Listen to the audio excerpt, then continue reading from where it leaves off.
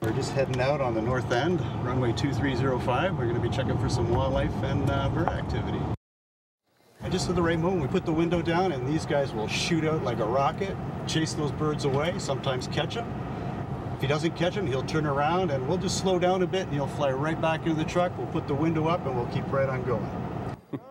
Now, you may not know it, but there is a whole team that keeps a close watch on the runways at airports across the country.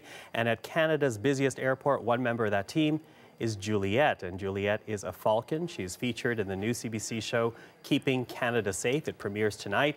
And Juliet the Falcon is here with me, along with her handler, Darren Smith. Darren, thank you for joining us. Well, pleasure. Thank you for having us. Very happy to have you here. You know, Juliet is beautiful, absolutely beautiful. Tell us about how long you've been working with her, what she actually does at the airport. Okay. So I've been working at Pearson International Airport for about 9 years now. I work with a company that's called Falcon Environmental Services, and we're contracted by the Greater Toronto Airport Authority for wildlife management, or in sort of a fancier term, risk mitigation. It's our job to make sure that the wildlife that's on the airfield stays away from the airplanes while they're landing and taking off. So our primary concern, obviously, is the safety of the passengers and the aircrew and the safety of the airplanes. And how long has Juliet been involved in this? She's been involved. I've been working there for 9 years, so I would say probably 7 or 8. Yep. 7 and 8. So she's about 7 or 8 years old as well? So we would have gotten her when she was about 4 months old. She would have been this size. She's fully flighted. That means that she has all of her feathers and she's ready to start her training. And then within depending on how quickly she progresses, a couple weeks, she's out and she's starting to fly on the airfield. And then after that, it's just a matter of building up her strength, building up her stamina, and getting her into the kind of condition that we need her to be to do the job that she's going to be doing. Well, as I keep saying, she really is beautiful to look at. But tell us what she does. As you say, it's to keep wildlife away from, I take it planes, because I'm thinking about the miracle of the Hudson, where the Canadian geese caused that plane essentially to have to crash land into the Hudson. Exactly. Walk us through what she does and how many hours in each day she actually does that at the airport. Okay, so Juliet is one bird of prey that we use at Pearson. There's a team of about 30 of them. We have falcons, hawks, and a North American bald eagle named Ivan, which is supposed to be short for the terrible, but he's not so bad once you get to know him. There are 3 people that are on the airfield from 1 hour before sunrise until 1 hour after sunset, 365 days a year. And then myself, who works within what we call the 8-kilometer perimeter, so the area that actually surrounds the airport, golf courses, industrial areas, business parks, to keep birds from even sort of getting that far. So the falcons have a really specialized job. They have a really dynamic style of flight. They'll train to get up above their handler. In falconry terms, it's called waiting on. So you would bring her out into the field. She'd look much like she does now. You remove her equipment, you release her, and she starts to rise in big concentric circles up above you. What she's waiting for is you to produce game from down below. So the prey, in air quotes, that we're going to produce for her is called a lure. It's a piece of leather at the end of a long piece of rope, and it's got a small bit of food attached to it. She knows that it's not another bird, but she also knows that when she catches it, she gets to eat.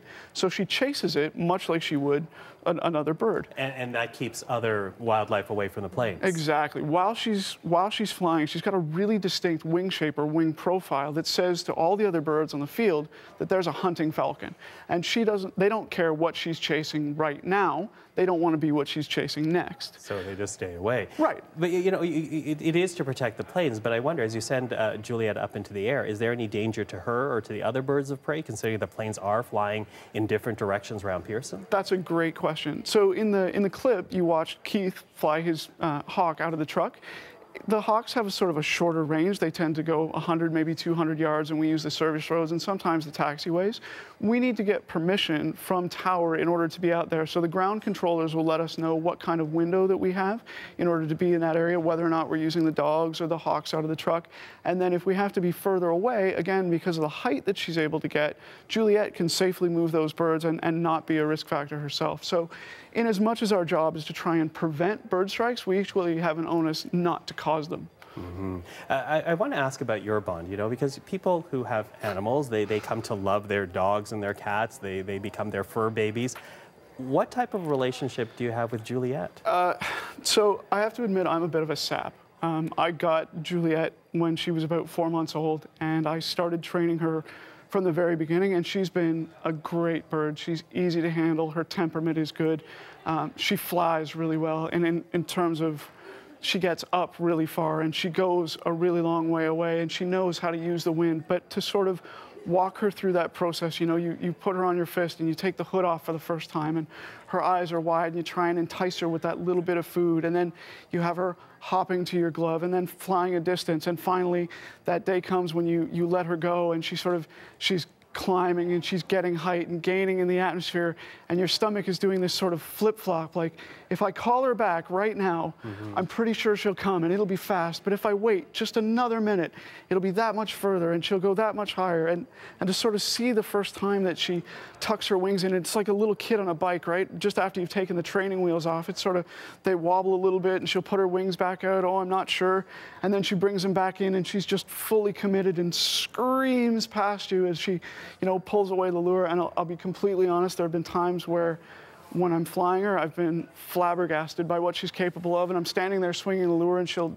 nail it, and it's like, oh, yeah, that just happened. So I have such an incredible job, and I'm so lucky to be working for the company that I work for and to have that great relationship with Pearson, where we've been for, I think, almost 20 years now. Well, you obviously love Juliet, and wonderful, and thank you so much for bringing her to the set and explaining what she does at the airport. Appreciate that, Darren. Thank you for having us, Michael. It's been my pleasure. And Juliet, thank you for keeping us safe. And that is Darren Smith and his falcon Juliet from the new docu-series Keeping Canada Safe. They joined us here in studio. The program premieres tonight on CBC TV.